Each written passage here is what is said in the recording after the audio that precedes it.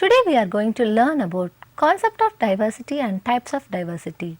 Diversity by itself can mean many things. The definition itself is a form of diversity. Meanings range from a state or fact of being diverse or different to a variety of options. The important point in the formal meaning is that it indicates there is a point of difference. This means diversity broadly refers to many demographic variables. There are several other areas, however, well-known areas of diversity include race, religion, color, gender and nationality. In the internal dimensions of diversity, an individual has no control over these characteristics. These characteristics are assigned at birth, such as age, race, ethnicity, gender and physical ability. Next, we are moving on to diversity in Indian society. The source of diversity in India may be traced through a variety of ways. The most obvious ones are the ethnic origins, religions, castes, tribes, languages, social customs, cultures and subcultural beliefs, political philosophies and ideologies, geographical variations and so on. The first thing we are going to see about racial diversity. A race is a large biological human grouping with a number of distinctive inherited characteristics which vary within a certain range. There are 7 racial classifications in Indian society. The first one is Turco-Iranian. People having this strain in their blood are mainly found in Balochistan and Afghanistan, which are now outside the political borders of India. The next race is the Indo-Aryan. This strain is mainly found in East Punjab, Rajasthan and Kashmir, especially among the people belonging to the castes of Rajput, Khattri and Jat. The third race is the Scytho-Dravidian. It is a mixed racial type of Scythians and Dravidians. People having this racial ancestry are said to be found in Saurashtra, Coorg and hilly tracts of Madhya Pradesh. The fourth race is the Aryo-Dravidian. It is a mixture of Indo-Aryan and Dravidian races. They are mainly found in UP and Bihar, while the Aryan element is more pronounced among the Brahmins and other higher caste people. The Dravidian element is more prominent among the Harijans and other lower caste people of these regions. The fifth race is the Mongolo-Dravidian. This racial type, formed out of the intermixture of Dravidian and Mongolian races, is believed to be Brahmins and the Kayasthas of Bengal and Odisha. The sixth race is Mongoloid. This racial element is mainly found among the tribal people of northeast frontier of Assam. Seventh caste is the Dravidian. The people of South India and Madhya Pradesh are claimed to be of this stock. Risley has not referred to the presence of Nigerito element in Indian population. These 7 racial types can, however, be reduced to 3 basic races, namely the Dravidian, the Mongolian and the Indo-Aryan. Next, we are moving on to the principal races in India. The first is the pre-Dravidian, second is the Dravidian, third one is the Indo-Aryan, fourth one is the Indo-Alpine and the fifth one is the Mongolian. Shall we see about religious diversities? There is also to be found an equal variety of religions. All the word religions are found here: Hinduism, Buddhism, Jainism, Sikhism, Islam and Christianity. All have their sects and subdivisions. As per the religious census data of 2011 released by the Registrar General and Census Commissioner in 2011, stated that different religious groups comprised of Hindu population, that is 79.8%, Muslims are 14.2%, Christians are 2.3%, Sikh are 1.7%, Buddhists are 0.7%, Jain are 0.4% and other religions are 0.7% and religion not stated are 0.2%. Let us see about Hinduism. It is an amalgamation of Indo-Aryan, Dravidian and pre-Dravidian religious elements. It is a religion of majority of the people of India. The followers of Hinduism believe in the policy of karma, dharma, rebirth, immortality of soul and salvation. Hinduism allows a number of possible conceptions of God. It also prescribes various alternative paths of attaining God. The Sakta, the Shaiva, the Satnami, the Lingayat, the Kabir Panthi, the Brahma Samaj, the Arya Samaj are the different sects of Hinduism. The next religion is Islam. Islam, the religion of the Muslims, originated in Arabia. It came to India towards the last quarter of the 12th century AD with the Muslim invasions. The Muslim rulers in India patronized it. They established long dynastics over large chunks of the country and encouraged conversions from Hinduism and Buddhism. Islam does not believe in idol worship. It professes the fatalistic acceptance of Allah will and considers Prophet Muhammad as the greatest prophet. The next religion is Christianity. Christians in India constitute more than 2% of its population. They are very widely scattered all over the country, but they are mainly concentrated in the south and especially in Kerala, where they form nearly 25% of the state's population. In the north, Christianity has spread rather sporadically. There are mainly three sects in Christianity, that are Roman Syrian, Roman Catholic and Protestants. The next religion is Sikhism. It was founded by Guru Nanak in the 16th century AD. Sikhs were originally a part of the Vaishnava sect before they converted to it. Sikhism was later developed by a line of Sikh gurus who succeeded Guru Nanak. According to Rose, the Sikh creed involves belief in one God. It prohibits idolatry, pilgrimage to the great shrines of Hinduism, faith in omens, charms or witchcrafts, and does not recognize ceremonial impurity at birth and death. The next religion is Buddhism. It originated in India during the 6th century BC. Its founder was Gautama the Buddha. Buddhism enjoyed royal patronage for a long period beginning from the great emperor Ashoka in the 3rd century BC. As a result, Buddhism spread not only in India but also in countries outside India. It has two sects, namely the Hinayana and the Mahayana. At present, Buddhists are found in Sikkim and adjoining hills. They are also found in Maharashtra. The next religion is Jainism.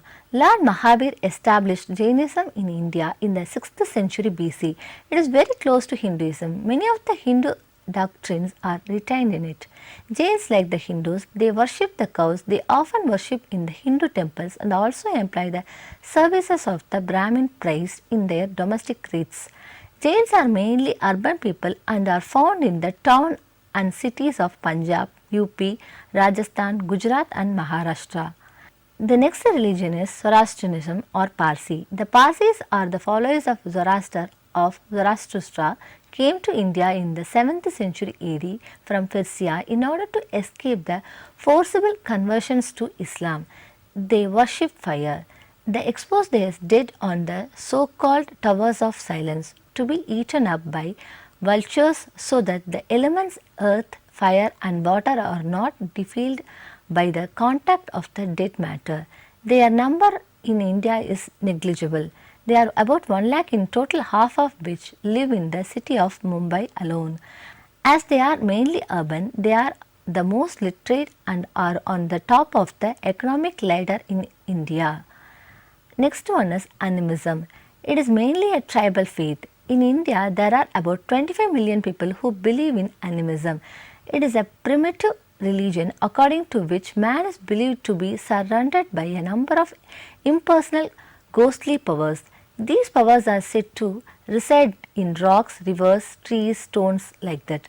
The above discussion makes it amply clear that India is a land of numerous religions.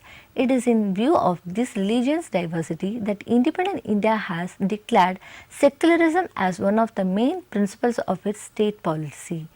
The next thing is linguistic diversity. India is called the veritable Tower of Babel.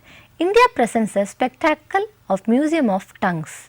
Reports and research studies stated the presence of 1652 languages in India.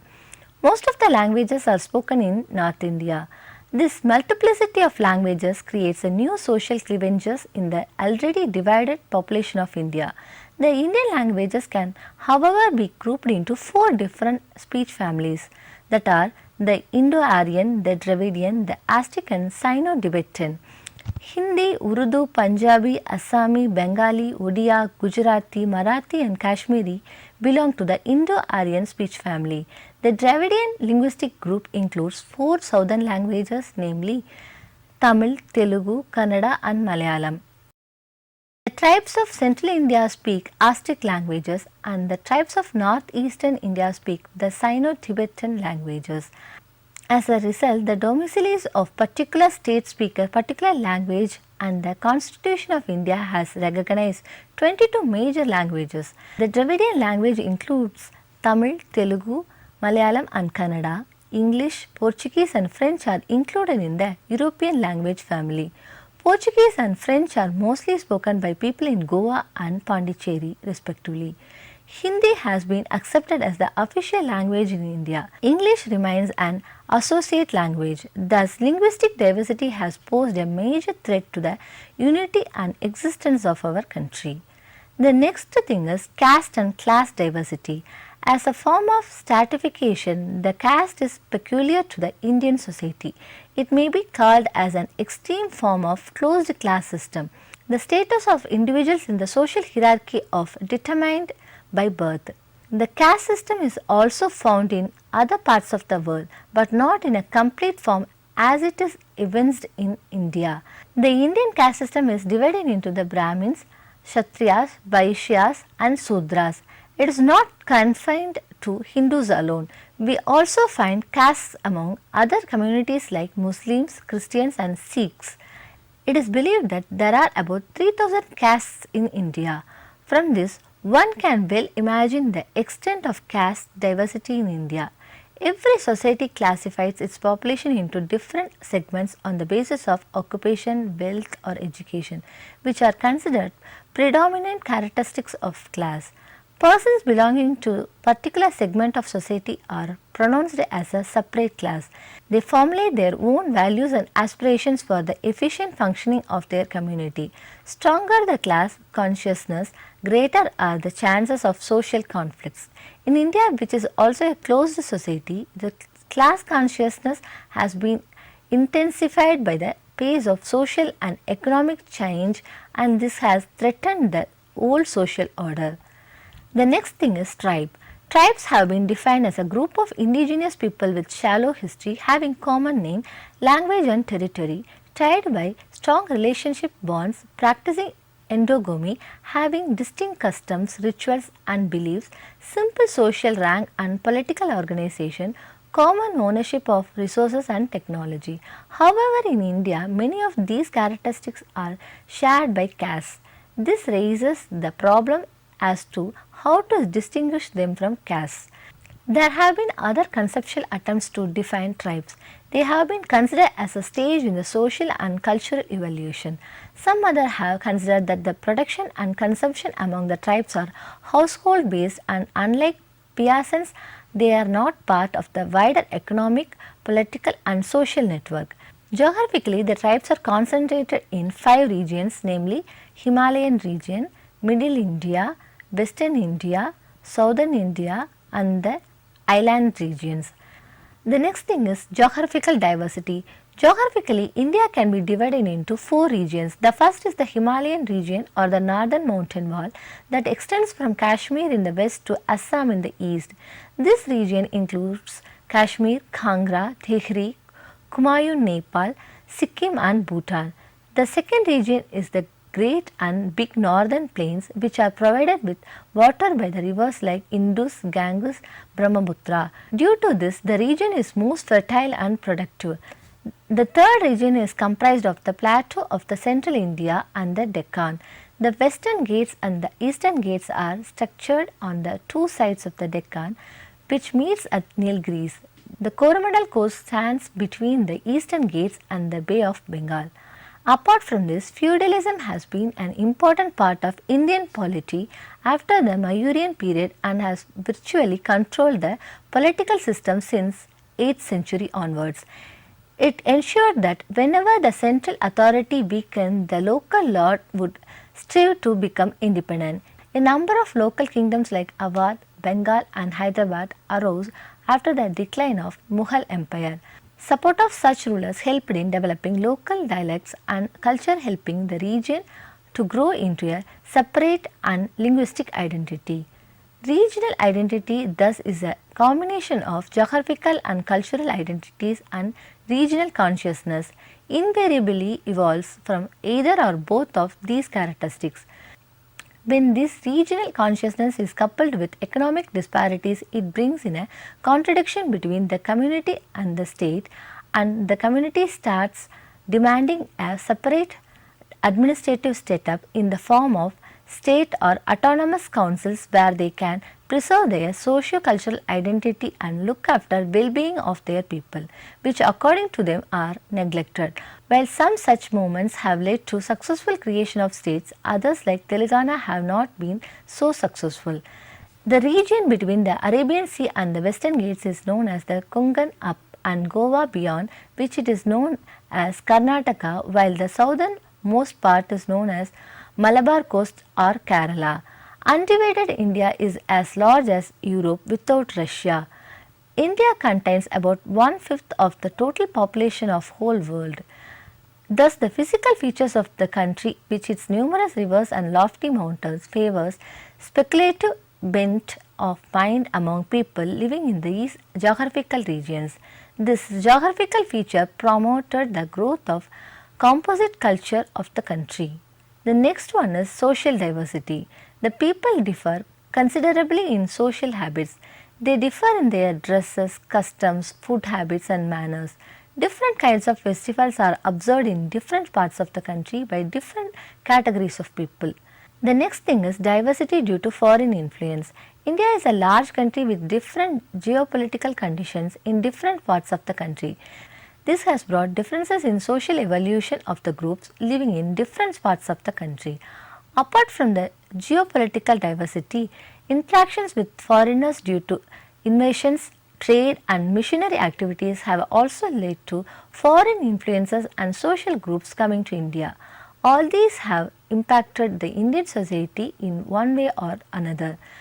A large number of foreign invaders communities like Greeks, Kushans, Saaks and Hunans settled in India and were in the due course assimilated in Hinduism while retained some of their characteristics and hence formed different social groups.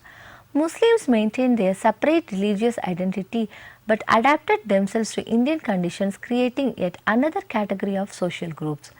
The next thing is unity in diversity. The meaning of unity in diversity is existence of oneness even after various differences. India is the best example for this concept of unity in diversity. Unity in diversity is based on the concept where the individual or social differences in physical attributes, skin color, caste, creed, cultural and religion practices that is not looked upon as a conflict.